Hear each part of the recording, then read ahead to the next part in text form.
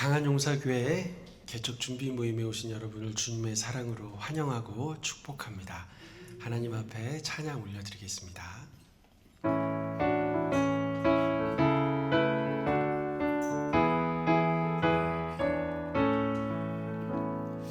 갈 길을 밝게 보이시니 주 앞에 빨리 나갑시다. 우리를 찾는 구주 예수 곧 오라 하시네. 2절을 고백합니다. 우리를 오라 하시는 말 기쁘게 듣고 순종하세.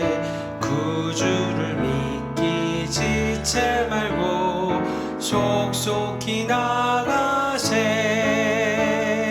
죄악 벗은 우리 영혼은 기뻐 뛰며 주를 보겠네. 하늘에 계신 주 예수를 영원히 섬기리.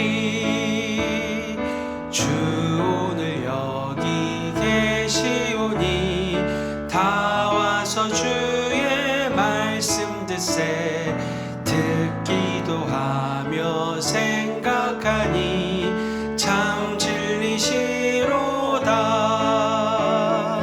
죄악 벗은 우리 영혼은 기뻐 뛰며 주를 보겠네. 하늘에 계신 주 예수를 영원히 섬기리. 죄악 벗은 우리 영혼은 기뻐 뛰며 주를 보겠네. 하늘에 계신 주 예수를 영원히 섬기리.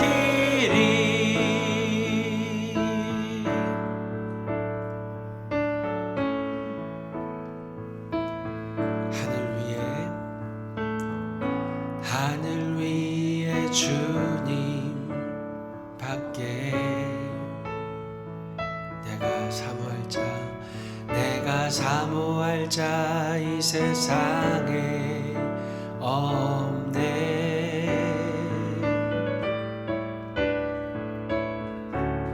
내 맘과 힘을 믿을 수 없네. 오직 한 가지 그 진리를 믿네. 주는 나의 힘이요, 주는 나의 힘이요, 주는 나의 힘이요. 영원히 주를 의지하리. 영원히. 다시 한번 고백합니다. 하늘 위에 주님밖에. 하늘 위에 주님밖에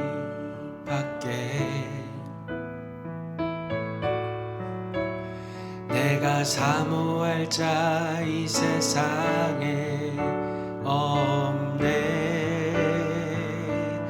내 맘과 힘은 믿을 수 없네. 오직 한 가지 그 진리를 믿네. 주는 나의 힘이요, 주는 나의 힘이요, 주는 나의 힘이요. 영원히 주를 의지하리. 주는 나의 힘이요, 주는 나의 힘이요, 주는 나의 힘이요. 영원히 주를 의지하리. 주는 나의 힘이요.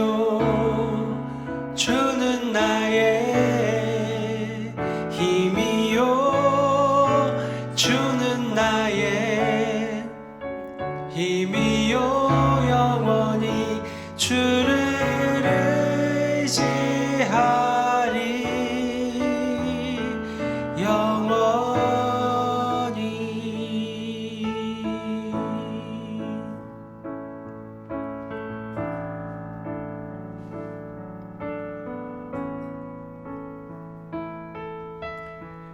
마라나타 마라나타 주 예수여 어서 오시옵소서. 땅의 모든 끝 모든 족속 주를 찬송하게 하소서. 마라나타 주 예수여 어서 오시옵소서.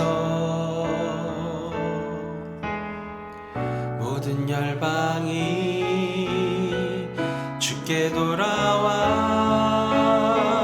춤추며 경배하게 하소서. 우리 주님 다시 오실 길을 만들자. 십자가를 들고 땅끝까지 우린 가리라. 우리 주님 하늘 영광 온 땅 덮을 때 우린 땅끝에서 주를 맞으리. 마라나타 마라나타 아멘. 주 예수여 오시옵소서. 마라나타 마라나타 아멘. 주 예수여 오시옵소서.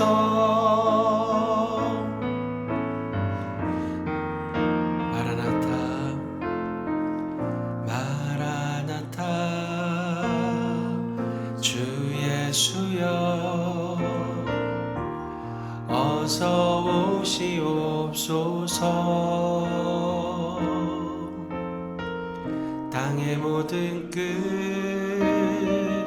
모든 족속 주를 찬송하게 하소서. 마라나타 주 예수여 어서 오시옵소서. 모든 열방이 주께 돌아와 춤추며 경배하게 하소서. 우리 주님 다시 오실 길을 만들자. 십자가를 들고 땅끝까지 우린 가리라. 우리 주님 하늘 영광 온 땅 덮을 때 우린 땅끝에서 주를 맞으리. 마라나타 마라나타 아멘. 주 예수여 오시옵소서. 마라나타 마라나타 아멘. 주 예수여 오시옵소서. 마라나타 마라나타 아멘. 주 예수여 오시옵소서. 마라나타 마라나타 아멘. 주 예수여 오시옵소서.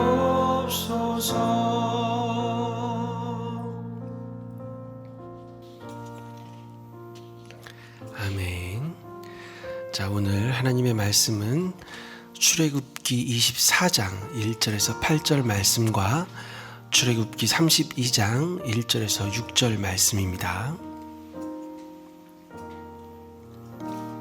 제가 읽어드리겠습니다.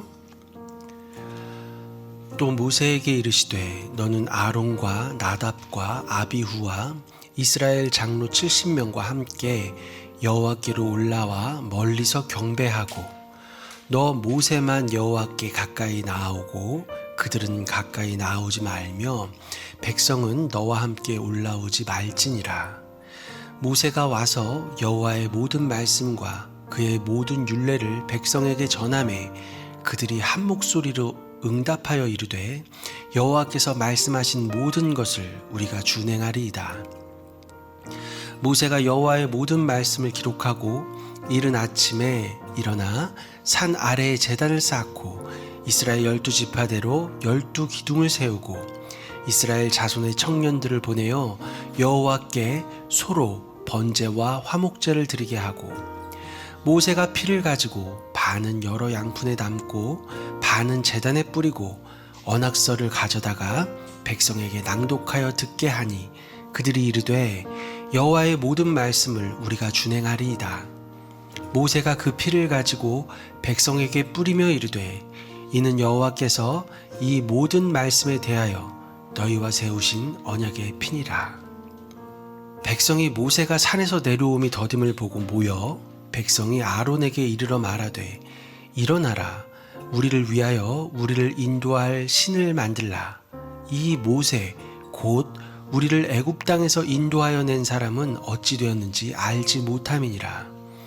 아론이 그들에게 이르되 너희의 아내와 자녀의 귀에서 금고리를 빼어 내게로 가져오라.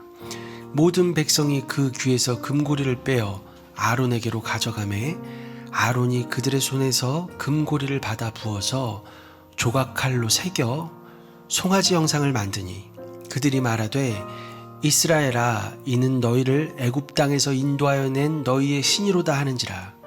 아론이 보고 그 앞에 제단을 쌓고 이에 아론이 공포하여 이르되 내일은 여호와의 절일이니라 하니 이튿날에 그들이 일찍이 일어나 번제를 드리며 화목제를 드리고 백성이 앉아서 먹고 마시며 일어나서 뛰놀더라.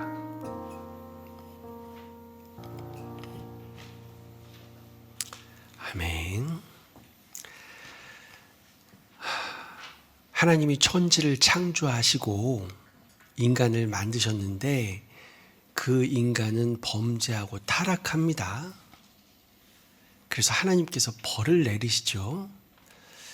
인간은 소진되다가 결국에는 죽는 존재가 되어버렸어요. 그런데 하나님께서는 벌만 내리신 것이 아니라 회복의 방법도 알려주십니다. 째라를 보내주신다는 거죠.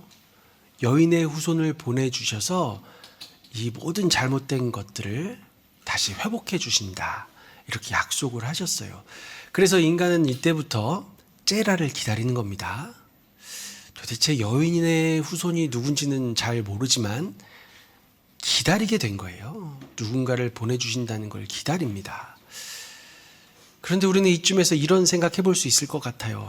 과일 하나 따먹었다고 뭘 그렇게 하나님은 인간을 죽는 존재로까지 만드시면서 벌을 주시나 이런 생각할 수 있는데요. 과일 하나 따먹은 것이라고 우리는 생각하지만 이 결과가 어떤지 성경은 우리에게 이야기해 줍니다. 가인이 아벨을 죽여버리죠. 무슨 잘못을 해서가 아닙니다. 사랑받는다고 인정받는다고 단지 그 이유 때문에 죽입니다. 그러고 나서 이제 엉망진창이 되는 거예요. 인간들의 세계가.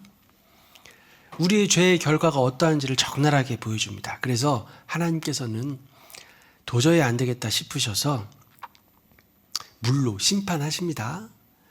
노아 한 사람 남겨놓고 노아 가족만 남겨놓고 물로 심판을 해버리시는 거예요. 그러면 또 우리는 이런 생각을 합니다.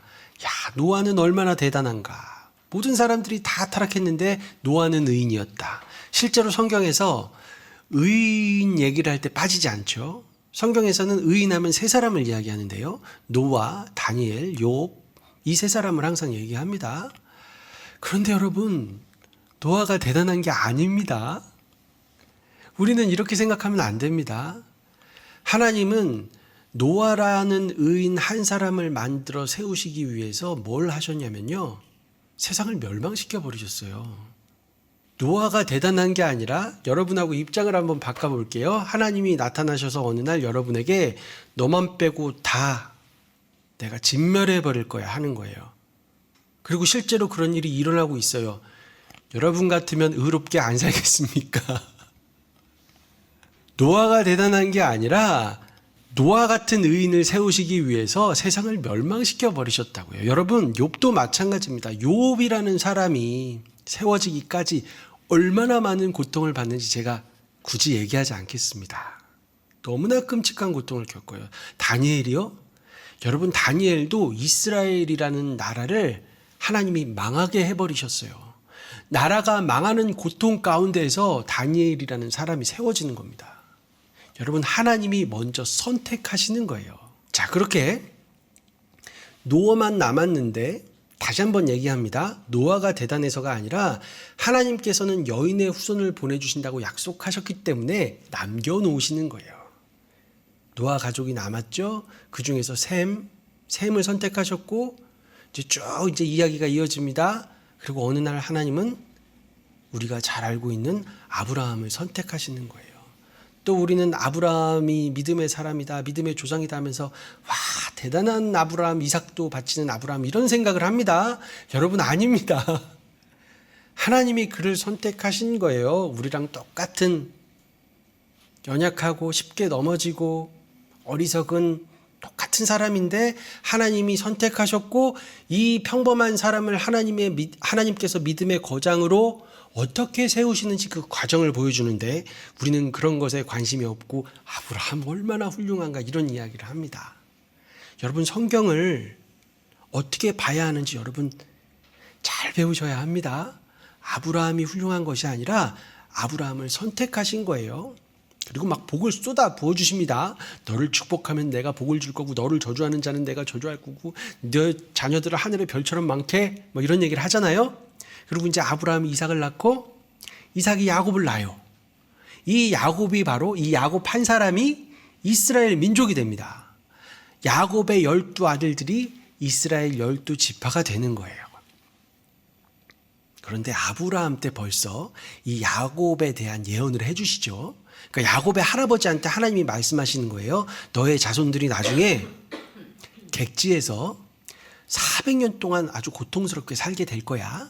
그러니까 노예 생활을 할 거라는 것을 아브라함에게 미리 말씀해 주세요. 그래서 400년 동안이나 이 자녀들이 고통 속에서 삽니다. 그럼 우리는 또 궁금하죠. 아니, 하나님께서 선택하셨으면 좀 잘 살게 해주시지. 왜 또 이렇게 노예로 400년이나 살게 하시나라고 생각할 수 있어요. 그런데 여러분, 우리는 하나님의 뜻을 깨닫기가 참 어렵습니다. 그런데 어렵지만 그래도 하나님이 왜 그렇게 하셨을까를 고민해 보면 우리가 아무것도 모르는 건 아니에요. 여러분, 만약에 이 야곱과 12 아들이 그냥 평범하게 번성했다면 어떤 일이 있었을까요? 여러분이 야곱과 12 아들이 점점 불어나기 시작하면 주변에서 얼마나 경계했겠습니까? 그때는 무슨 법이 있고 경찰이 있고 이런 시대가 아니잖아요. 힘이 있으면 빼앗을 수도 있고 죽일 수도 있는 그런 시대입니다. 이 12 아들들 세력이 불어난다고 생각하면 주변에서 얼마나 많은 질투와 시기와 핍박과 갈등이 있겠습니까? 물론 그럼에도 불구하고 한 민족으로 커다랗게 부흥할 수도 있었겠지만 굉장히 오랜 시간이 걸렸겠죠. 하지만 하나님께서는 우여곡절 끝에 이집트에서 살게 하셨어요, 이들을. 그래서 이집트 사람들이 이 이스라엘 사람들을 은인이라고 생각하고 잘 지냈죠. 잘 살았는데 어느 날 시간이 지나고 왕조가 바뀌고 사람들이 이렇게 세대가 바뀌다 보니까 이집트 사람들이 이런 생각을 한 거예요. 저 이스라엘 사람들은 뭐지? 왜 우리나라에서 살지? 그러면서 이들을 노예로 만들어버리는 거예요. 그런데 여러분 잘 생각해 보십시오. 노예는 재산이에요. 재산이 불어나면 이집트 사람들은 너무 좋겠죠. 그러니까 이들이 마음껏 먹고 배부르고 마음껏 번성할 수 있도록 보호해 주는 거예요. 여러분, 이집트는 엄청난 강국이었습니다. 지금으로 치면 뭐 미국 같은 그런 나라인데, 그런 나라 안에서 노예로 살았지만 어느 누구도 건드리지 못하는 보호 안에 있었던 거예요. 자손들을 낳으면 낳을수록 이집트에 이득이 되니까 마음껏 자녀를 낳으라고 권장한 겁니다. 그러다 보니까 불과 400년 만에 몇백만 명의 인구가 되어버린 거예요. 야, 하나님의 섭리는 너무나 놀랍죠? 한꺼번에 이런 대국이 되어버린 거예요. 근데 이집트 입장에서 보니까 재산이 늘어나는 건 좋은데 이게 해도 너무한 거예요. 너무 많이 늘어나는 거예요. 와, 얘네들이 반란이라도 일으키면 이거 큰일 나겠다, 안 되겠다 싶으니까 노역을 더 심하게 일부러 힘들게 일을 시키면서 뭐 반란이나 그런 나쁜 생각은 아예 하지 못하게, 지쳐서 잠들게, 이런 정책을 쓰는 겁니다. 그런데도 계속 수가 불어나니까 두려운 거예요. 그래서 생각해낸 정책이 뭐냐? 아들을 낳으면 죽이고 딸을 낳으면 살려라. 이런 말도 안 되는 정책을 시행하게 된 겁니다. 이때 누가 태어나냐? 모세예요. 아들을 낳는데 어떤 부모가 이 사랑스러운 아들을 버리고 싶겠습니까? 어떻게든 살리려고 숨겼는데 이게 발각이라도 되면 모세만 죽는 게 아니잖아요. 가족들이 다 죽는 거잖아요. 정말 피눈물을 흘리면서 어쩔 수 없이 이 아들을 바구니에 담아 강물에 떠내려 보냅니다. 그런데 그 강물에 떠내려가는 바구니를 이집트 공주가 발견하는 거예요. 공주가 보니까 너무 귀엽거든요. 이집트의 왕자가 되는 겁니다. 우리가 많이 봤죠. 만화도 보고 영화도 봤는데 이집트 왕자가 이래서 이제 유명해지는 겁니다. 이 모세가 나이가 들어서 이제 왕궁에서 좋은 교육을 받으면서 엘리트로 자랐겠죠. 나이 40쯤 됐을 때 내가 이스라엘 백성인 것을 알고 어떻게든 이 이스라엘 백성들을 위해서 어떤 일을 해보겠다 열정을 가지고 했을 거예요. 그런데 결과는 살인자가 돼서 도망자가 돼버립니다. 그리고 도망가다가 우연히 만난 사람과 결혼도 하고 양치는 사람이 되어버려요. 그 왕궁에서 자랐던 왕자가 양치기가 돼서 40살부터 무려 40년을 80살이 될 때까지 양을 치는 거예요. 그런데 어느 날 또 하나님이 나타났어요. 모세한테. 그래서 모세한테 이런 얘기를 합니다. 자, 이제 가서 이스라엘 백성들을 이끌어와라. 그러니까 이집트의 노예로 살고 있는 그 수많은 백성들을 네가 이끌어와라, 이렇게 얘기합니다. 우와, 대단하다 할지 모르지만 모세는 생각이 달랐어요. 모세는 짜증이 확 난 겁니다. 아니, 지금 나이 들어서 걷기도 힘들고 허리 아파 죽겠는데 이 몸을 이끌고 양치는 것도 지금 힘든데 나보고 지금 애굽에 가서 민족들을 이끌어내오라니까 모세가 어이가 없는 거예요. 그래서 하나님께 이렇게 이야기합니다. 하나님, 나한테 왜 이러세요? 이러는 거예요. 보낼 만한 사람을 보내십시오, 이렇게 이야기합니다. 성경의 표현을 빌리면 오 주여 보낼 만한 자를 보내소서. 이게 멋진 말이 아닙니다. 나중에 하나님이 화를 내요. 모세가 계속 저는 말도 못하지 않습니까? 이렇지 않습니까? 제가 지금 이 나이에 뭘 합니까? 자꾸 이러니까 하나님이 나중에는 여호와께서 모세를 향하여 노하여 이르시되, 이런 표현까지 씁니다. 그냥 쉽게 말하면 이런 거예요. 하나님께서 화가 나가지고 가람 가지 안 가? 막 이제 여기까지 가는 거예요. 근데 모세는 너무 싫은 거고요. 여러분, 우리가 생각하는 거랑 이 모세 이야기는 조금 다릅니다. 어쩔 수 없이 가는 거예요. 하나님이 가라니까. 나이 80에. 갔는데 이제 막 기적이 일어나죠. 10가지 재앙. 우리가 영화 속에서 보던 막 홍해를 가르는 일. 유명한 말이 있죠, 성경에. 이는 하나님의 권능이니이다. 이, 머릿속에 기어다니는 그 벌레, 이가 하나님의 권능이라는 거예요. 막 기적을 일으키니까 이집트 마술사들이 따라했거든요. 그러니까 모세가 나중에는 이를 막 퍼뜨려요. 하나님께서 이를 막 이집트 사람들한테 막 퍼뜨렸는데 놀라운 건 이집트 사람들한테는 이가 없는 거예요. 그러니까 이집트 마술사들이 이걸 어떻게 흉내내요?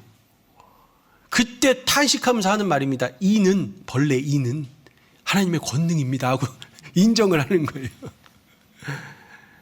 그래서 10가지 재앙, 그 엄청난 재앙들을 겪고 나서야 바로가 정신을 차리고 그러면 광야로 나아가라, 이렇게 얘기를 하는 거예요.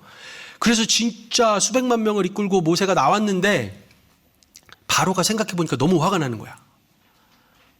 재앙을 당한 것도 너무 억울한데 이 수많은 재산이 노예들이 다 광야로 나가버리니까 너무 화가 나서 쫓아가서 다 죽이려고 하는 거예요. 그때 이제 바다가 이스라엘 앞을 가로막고 뒤에는 군대가 쫓아오는데 불기둥 구름기둥이 군대를 막아주면서 이제 홍해가 쫙 열리는 그 영화 속의 한 장면이, 그 기적이 일어나는 겁니다.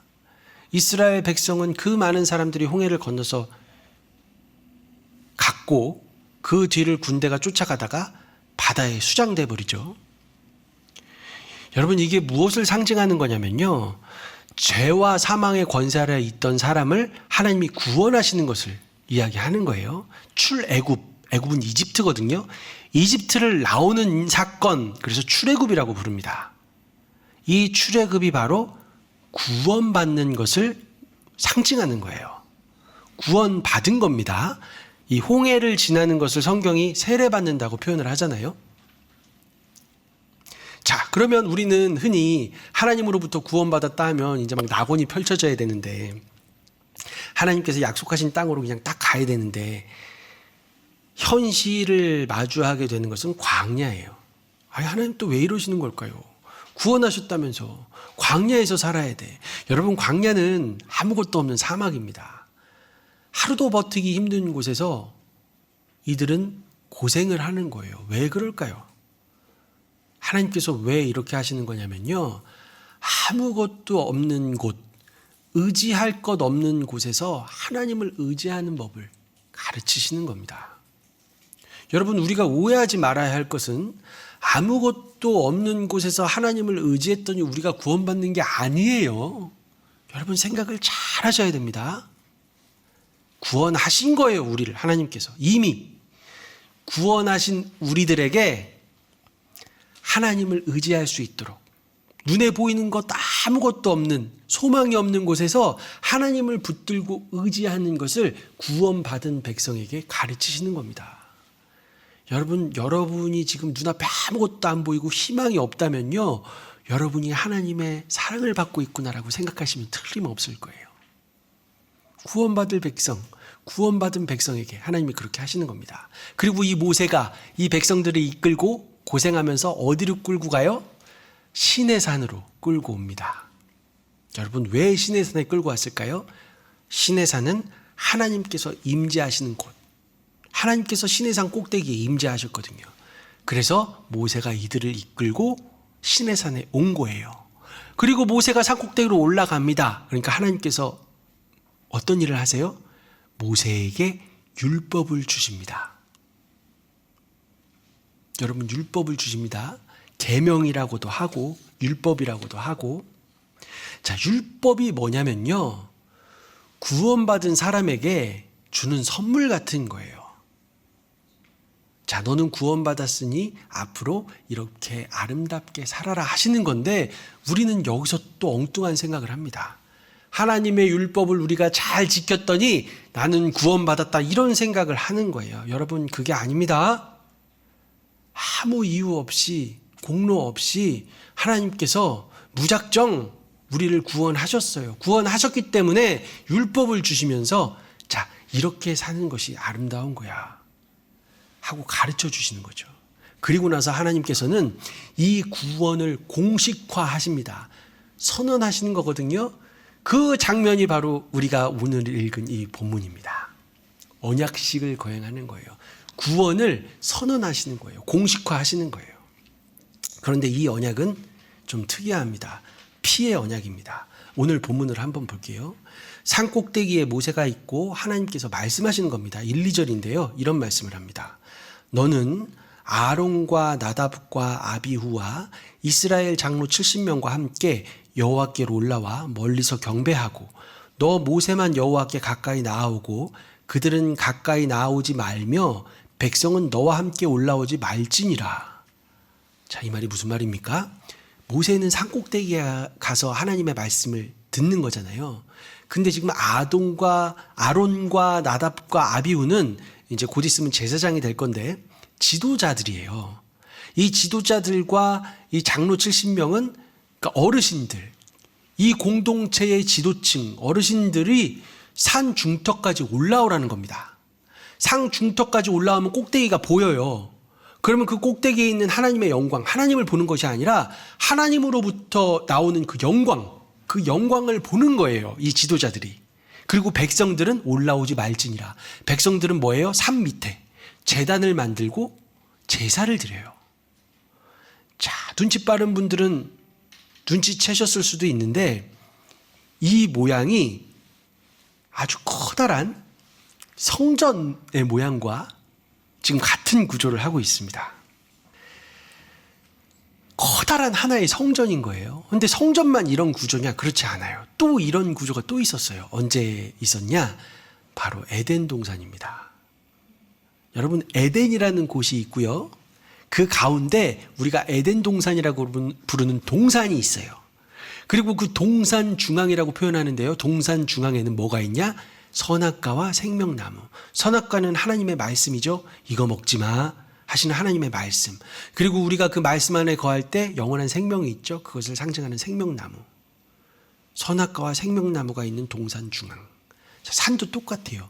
산 꼭대기에서 하나님의 말씀을 받는 모세가 있고, 산 중턱에 지도자들이 있고, 산 아래에 제단을 놓고 백성들이 제사를 드려요. 여러분, 성전도 똑같습니다. 성전 마당이 있어요. 성전 마당에 제단이 있습니다. 이곳에서 제사를 드려요. 그리고 성전이 있죠. 그 성전 안으로 누가 들어갑니까? 제사장들이 들어가요.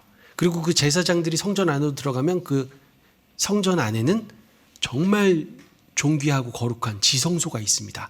아무도 못 들어가요. 너무 거룩해서 1년에 딱 한 번 대제사장만 그곳에 들어가는데, 그때도 회개하러 들어갑니다. 자, 이 구조를 아시겠죠? 그런데 재밌는 것은, 재밌다기보다는 기괴한 것은, 이 자리에서 이제 백성들과 제단을 온통 피범벅으로 만든다는 거예요.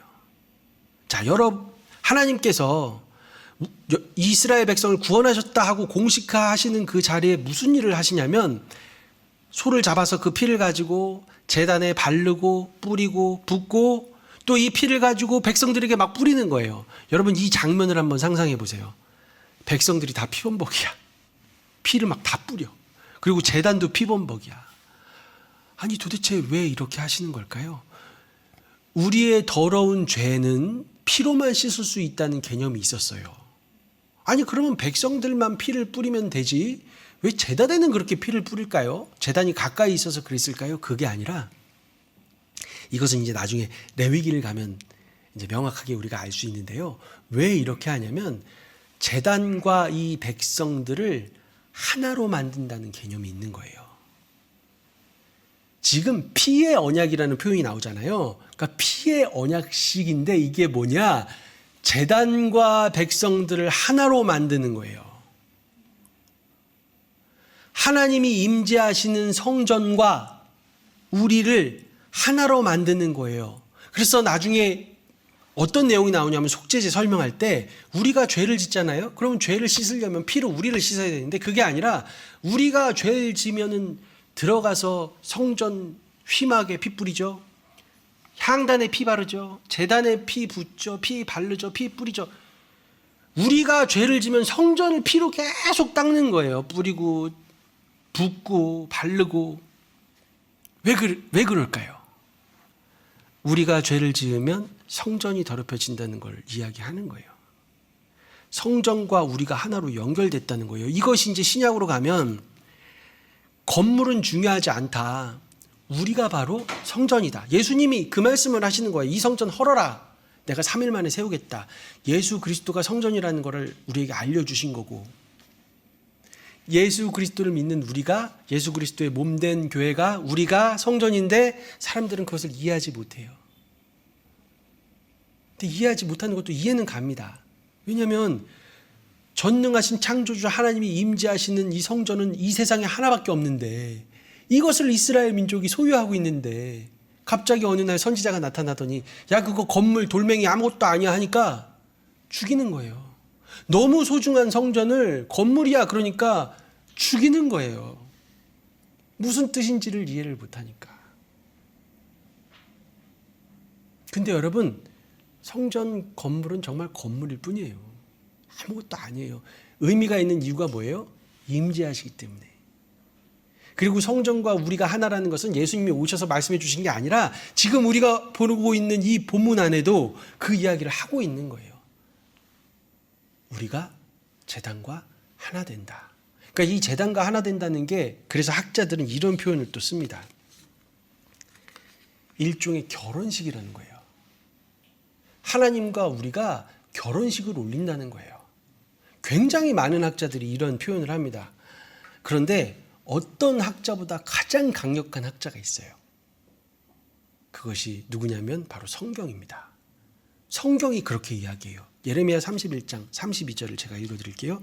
내가 그들의 남편이 되었어도 그들이 내 언약을 깨뜨렸음이니라. 여호와의 말씀이니라. 여러분, 여기뿐만이 아닙니다. 에스겔서, 호세아서 여러 곳에서 하나님께서 내가 너희와 결혼을 했는데, 내가 신랑이고 너희가 신부인데 너희가 얼마나 간음을 했냐, 얼마나 못된 짓을 했냐, 그래서 언약을 얼마나 많이 깨뜨렸냐, 이 얘기를 무수하게 합니다. 한두 군데가 아니에요. 그러니까 지금 이 피를 뿌리는 이 언약이 어떻게 보면 하나님과 결혼식을 올리는 거예요. 그런데 피를 가지고 하니까 조금 무섭죠? 그런데 그 무서운 게 사실입니다. 결혼식을 올리는데 이거예요. 바람 피우기만 해. 피의 언약을 하고 있는 거예요. 너 바람 피면 죽는다. 약간 이런 뉘앙스입니다. 실제로 그래요. 하나님께서 이 언약을 하시면서 우상 섬기지 마. 이 얘기를 가장 강력하게 하고 계시거든요. 자, 본문을 다시 한번 볼게요. 출애굽기 24장 6절에서 7절을 보면 이런 말을 합니다. 모세가 피를 가지고 반은 여러 양푼에 담고 반은 제단에 뿌리고 언약서를 가져다가 백성에게 낭독하여 듣게 하니 그들이 이르되 여호와의 모든 말씀을 우리가 준행하리이다. 지금 하나님과 피의 언약을 세우는데 하나님의 말씀에 순종하겠다고 말하고 있잖아요. 이게 어떤 말이냐면 신랑과 신부가 결혼을 하는데 신부가 신랑에게 이런 말을 하는 거예요. 내가 당신을 위해서 나를 더럽히지 않겠습니다. 이 이야기를 하고 있는 거예요. 내가 나를 정결하게 하겠습니다. 지금 결혼식에 어떤 맹세, 결혼 맹세 같은 걸 하고 있는 거예요. 그 이야기를 하고 모세가 산꼭대기로 올라갑니다. 그랬더니 하나님께서는 이제 기뻐하시면서 내가 너한테 준 말씀을 돌판에 새겨줄게. 요약해서 그게 뭐예요? 십계명 돌판. 하나님께서는 그 십계명 돌판을 직접 손으로 글을 새겨주시겠다고 말씀하실 뿐만 아니라 어떤 일을 하시냐면 성소 짓는 방법, 성소의 설계도를 모세한테 주는 겁니다. 그러니까 이게 성소가 뭐냐면 이제 하나님께서 약속하신 가나안 땅에 가면 성전을 지을 거잖아요. 하나님 임재하신. 그런데 지금은 그곳에 가지 않았기 때문에 이동하는 성전을 만드는 겁니다. 천막 같은 텐트 같은 거를 만드는 거예요. 하나님 임재하실. 마당도 만들고 제단도 만들고 이렇게 천막도 만들고 해서 하나님 임재하실 수 있도록 성소를 만드는 거예요. 이것을 학자들은 어떻게 비유하냐면 신랑 신부가 결혼을 했는데 이제 서약을 하고 나서 신랑이 신혼방을 꾸미는 거다. 신방을 꾸미는 거다. 이렇게 표현을 해요. 그런데 오늘 본문 출애굽기 32장에 어떤 일이 일어납니까? 신랑 신부가 결혼하고 신랑이 지금 신이 나서 신방을 꾸미고 있는데 신부가 참지 못하고 외간 남자를 들여서 바람을 피우는 거예요. 여러분, 이 죄는 가벼운 죄가 아닙니다. 정말 너무너무 끔찍한 죄를 짓고 있는 거예요. 왜 이런 죄를 지었을까요, 이스라엘 백성이? 여러분, 이 이유를 들으면 정말 기가 막힙니다. 모세가 안 내려오잖아요. 여러분, 돌판에 말씀을 새겨주시고 성소를 짓는데 프린트물을, 인쇄물을 주는 게 아니잖아요, 하나님이. 모세 머릿속에 하나하나 얘기해 주시는 거잖아요. 기둥은 이렇게 만들고 여기는 몇 급이, 여기는 몇 급이. 이거를 아무리 하나님이 지혜를 주신다고 해도 하루 이틀 걸리는 일이 아니잖아요. 시간이 필요하잖아요. 근데 이 백성들이 못 견디는 겁니다. 왜 못 견딘 줄 아세요, 여러분? 우리를 애굽에서부터 구원해 주신 하나님, 우리를 노예에서 해방시켜 주신 하나님, 그리고 율법을 주신 이 하나님을 찬양하고 예배해야 되는데 빨리 찬양하고 예배해야 되는데 모세가 안 보여. 그래서 만드는 게 황금 송아지예요. 여러분 지금 여기에 우리들이 우상을 만들겠다고 하는 사람은 한 사람도 없어요. 한 사람도 없습니다. 우상을 만든다는 것을 알고 있는 사람은 극소수예요. 장로 70명이 나오잖아요. 장로님들 70명이 계신데 대부분은 몰랐을 거예요. 하지만 다 모른 건 아닙니다. 아론은 알고 있었어요. 아니, 아론이 알고 있었으면 왜 그렇게 쉽게 사람들이 황금 송아지 만들자는데 그냥 바로 만들어줘요? 나중에 모세가 와서 진짜 막 이 뚜껑이 열립니다. 모세가. 아니, 어떻게 우상을 만들자고 했다고 아론한테 이제 얘기하는 거예요. 어떻게 이럴 수가 있냐고 하니까 아론이 이런 말을 합니다. 이 백성이 얼마나 악한지 몰라서 지금 나한테 그런 말을 합니까? 이렇게 반응을 해요. 우상 만드는 건 알지만 내가 이 사람들이 하나님을 예배하겠다고 지금. 여러분 당시에는 보이지 않는 신에 대한 개념이 없는 거예요. 그러니까 하나님이 우리를 인도해 주신 건 알겠는데 예배 드리려면 뭐가 있어야 된다고 생각하는 거예요. 그런데 그 사람들한테 그건 우상이다 하면 우리가 지금 하나님을 섬기겠다는데 우상이라고? 돌 던져서 죽이면 죽는 거예요. 그러니까 아론이 그러는 거예요. 몰라서 지금 그런 말 하냐. 내가 우상이로 그러면 나 뻔히 죽을 거 뻔히 알면서 나한테 그런 말을 어떻게 하냐. 이런 얘기를 하는 거예요. 여러분 이게 교회 이야기를 하는 겁니다. 여러분 이 오래전에 이 이스라엘 시절에 이 고래적 얘기를 하는 게 아닙니다. 여러분 구원받은 백성을 끌어나와서 하나님 의지하는 법을 가르치고 구원받았다는 것을 선언하고 여러분 이것은 교회입니다. 그런데 교회에 있는 사람들이 하나님을 섬기겠다고 하나님을 예배하겠다고 찬양해야 된다고 열심을 내어서 뭘 하냐면 황금 송아지를 만들어요. 그런데 아무도 몰라요. 이게 우상인 것을. 이것을 볼 수 있는 극소수의 사람들이 있습니다. 그런데 이 사람들도 말을 못해요. 말하면 죽거든요. 아니 지금 시대가 어떤 시대인데 사람이 사람을 어떻게 죽입니까? 예, 죽이지는 않죠. 법이 있으니까 죽이지는 않죠. 하지만 지금도요. 법이 없다면 죽일 수 있습니다. 그냥 말을 안 하는 것까지는 그렇다고 쳐요. 지금 교회가 얼마나 심각하냐면 사람들이 황금 송아지를 만들잖아요. 격려합니다. 칭찬하고요. 너무 잘한다고 잘하시는 거라고 막 격려합니다. 여러분 그래야 교회가 부흥하고 교회가 성장합니다. 사람들이 너무 좋아하거든요. 여러분 사람들이 종교성을 얼마나 좋아하시는지 아마 모를 거예요. 내가 열심을 내서 교회에서 무언가를 하잖아요. 내가 거룩해진다고 믿습니다. 내가 봉사를 많이 하면요. 그것이 내 신앙이라고 착각합니다. 교회 안에서요. 누군가가 기치를 들고 이것이 중요하다. 이것은 꼭 해야 된다. 이렇게 말하잖아요. 사람들은 열광합니다. 다 따라합니다. 그것이 우상 숭배인 게 뻔히 보여도요. 어느 누구도 얘기할 수 없습니다. 하나님은 한 번도 그런 것을 하라고 말한 적이 없고 성경 어디에도 그런 말이 없는데요. 이상하게 종교성을 건드리면 사람들은 이것이 하나님의 말씀이라고 믿어요. 굉장히 놀라운 일입니다. 어느 누구도 의심하지 않습니다.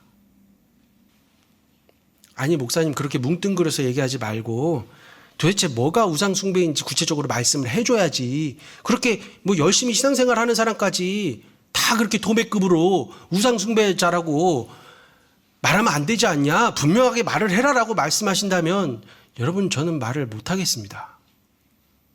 왜냐면요. 저 지금 개척하잖아요. 여러분 개척 힘든 거 아시죠? 저 알고 시작했어요.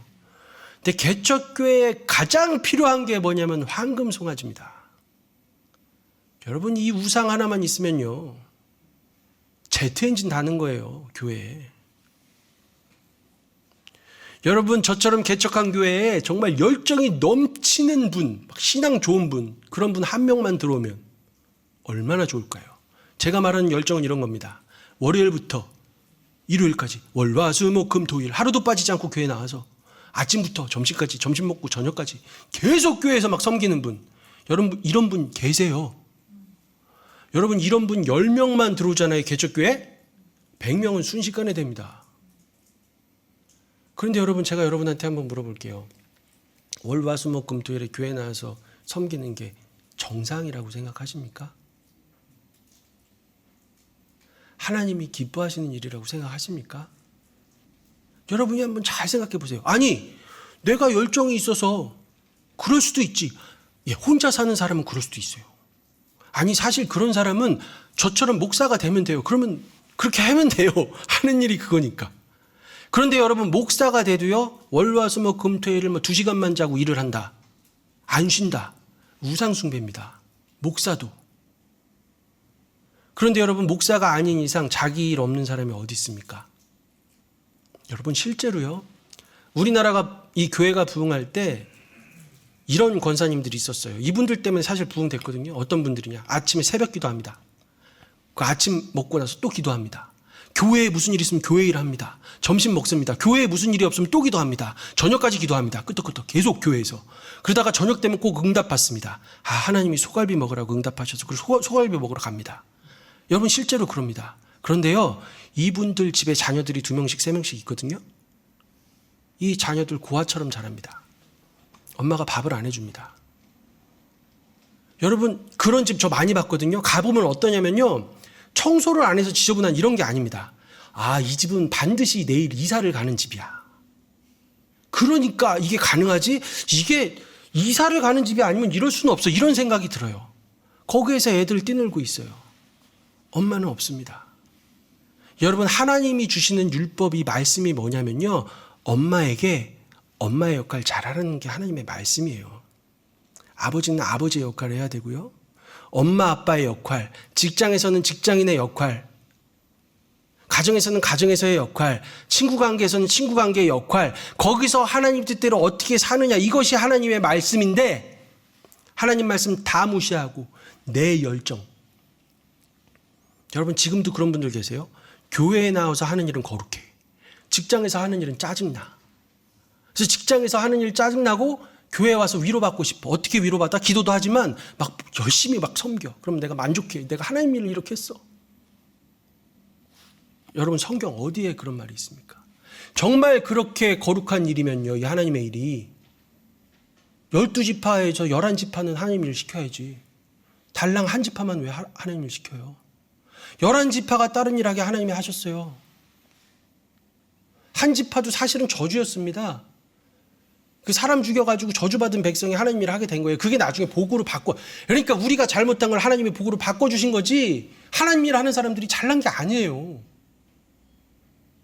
제가 더 자세히 조금만 더 자세히 설명해 드릴게요. 자, 제가 개척교회 목사입니다. 월화수목금토일 막 교회에 나오는 사람들이 10명이 왔어. 이제 나는 땅 짓고 헤엄치기야. 아싸 잘됐다. 이러면 저는 가짜입니다. 이렇게 하시면 안 되는 거예요. 막 하루 정도 나오셔서 섬기면 충분합니다. 교회 부흥 안 돼도 되니까 이렇게 하지 마세요. 라고 말해야 저는 진짜입니다. 물론 다른 경우도 있어요. 정말로 그렇게 하는 것을 하나님 뜻이다. 하나님 일이다 믿는 목사님들도 계세요.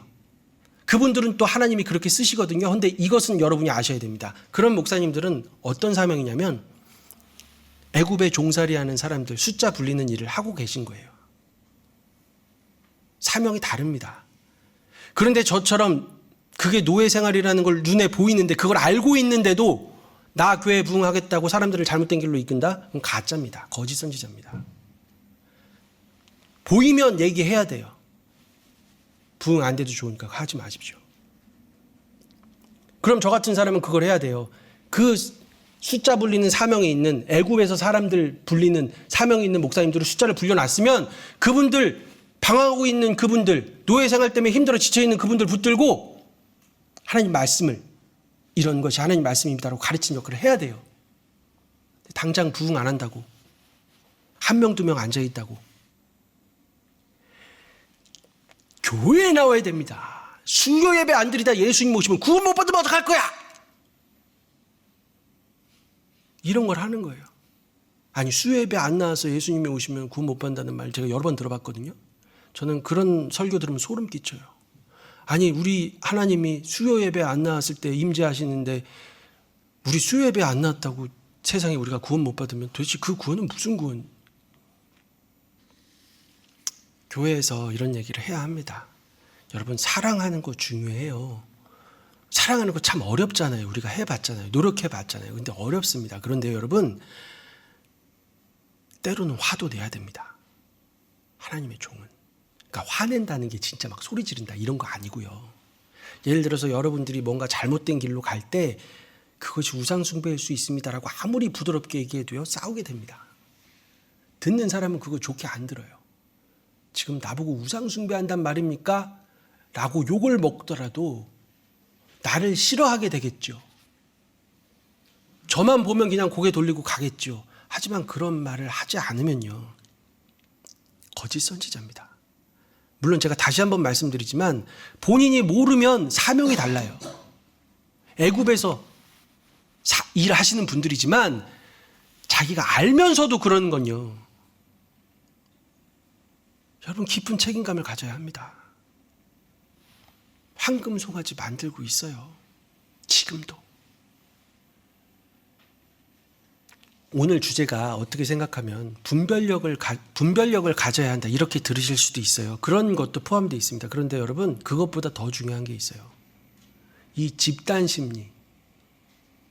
모든 사람들이 그렇게 믿어. 신앙이라고 믿고 믿음이라고 믿어. 이 집단 심리가 잘못된 권력 구조와 합쳐질 때 얼마나 무서운 일이 일어나는지를 보여주는 거예요. 그리고 실제로 교회 안에서 지금도 끊임없이 이 일이 일어나고 있어요. 집단 심리를 어느 누구도 건드리지 못합니다. 내가 아무리 분별력이 있어도요, 말 못합니다. 누가 거기서 왕따가 되고 싶겠어요. 그런데 여러분, 제가 너무 부정적인 얘기하는 것 같죠? 그런데 사실 결론은 그럼에도 불구하고 우리는 걱정할 게 하나도 없어요. 왜냐면요, 교회가 망해도 하나님은 안 망합니다. 예수 그리스도의 몸된 교회가 죽잖아요? 괜찮습니다. 하나님이 다시 살리거든요. 다시 살리고 다시 세웁니다. 여러분, 성경 보십시오. 이것이 하나님의 방식입니다. 신부가 바람을 피워서 남편 얼굴에 먹칠을 하는데요, 다시 피를 뿌리고 피를 바르고 피를 부어서 정결하게 만들어 주십니다. 그래서 우리는 교회를 보고 절망하지 않습니다. 사람들을 보고 무너지지 않습니다. 그래서 교회는요, 우리의 열심으로 서는 곳이 아니에요. 제발 이 얘기를 하셔야 합니다. 숫자의 부흥, 그 시대가 분명히 있었어요. 여러분은 지금도 그 시대라고 생각하십니까? 이렇게 인구가 줄어들고 있고 젊은이들이 교회를 떠났는데 아직도 애굽에서 우리가 자라야 된다고 생각하십니까? 여러분, 우리의 열심으로 교회는 세워지지 않습니다. 그렇게 보일 뿐이에요. 세상의 방식대로. 교회는 오직 그리스도의 피로만 세워집니다. 여러분, 교회 안에서 자랑할 때가 있어요. 그 자랑 잘 들어보세요. 예수 그리스도께서 나 때문에 십자가에서 피 흘리신 것을 자랑한다면 그 사람은 참 믿음의 사람입니다. 그 이외의 모든 자랑은 헛된 것입니다.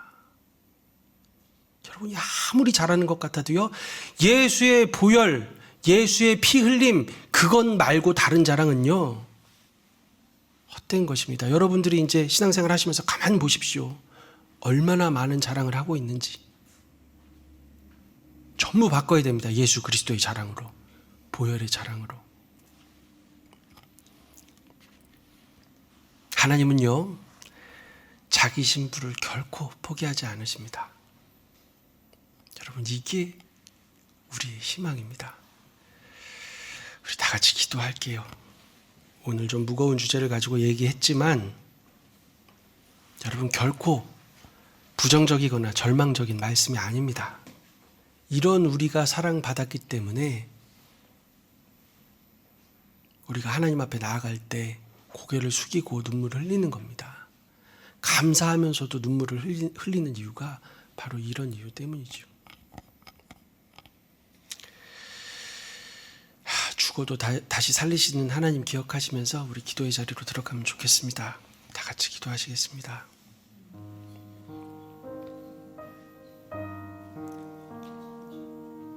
하나님, 우리가 하나님을 배신하였는데 하나님께서는 용서해 주시고, 우리는 성전을 무너뜨리는데도 하나님께서는 다시 세워주셨습니다. 하나님, 우리가 황금송아지를 만들고 우리가 예수 그리스도를 창으로 찌르고 그분이 죽는 것을 환호합니다.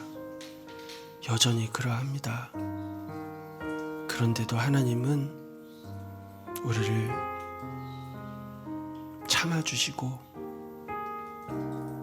우리를 안아주시고 지금도 우리를 이끌어주고 계십니다.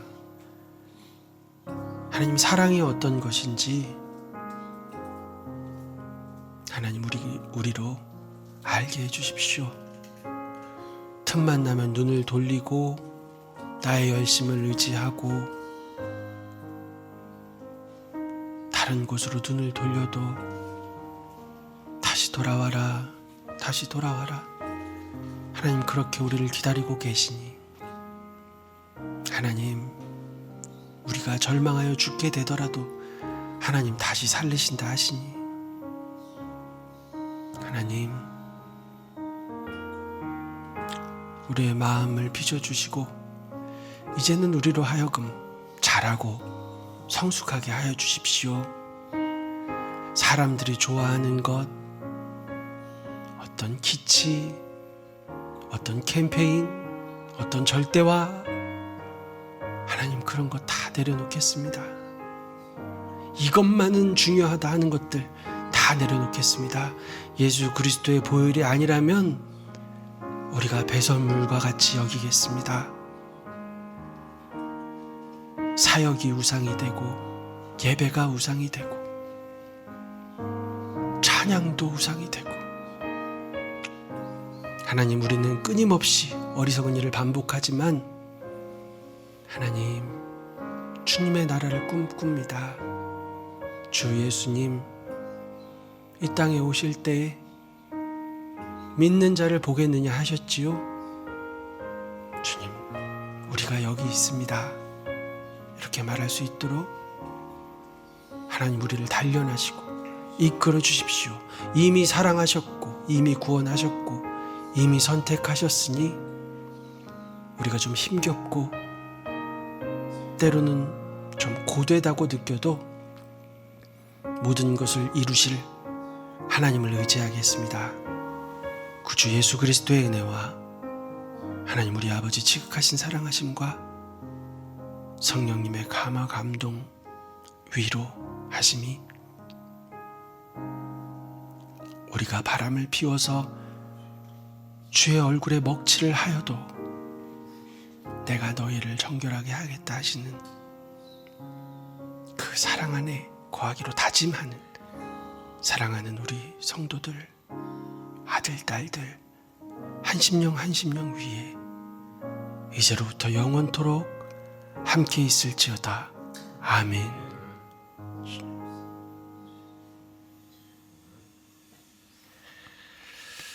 감사합니다. 우리 하나님께 영광의 박수 올려드리겠습니다.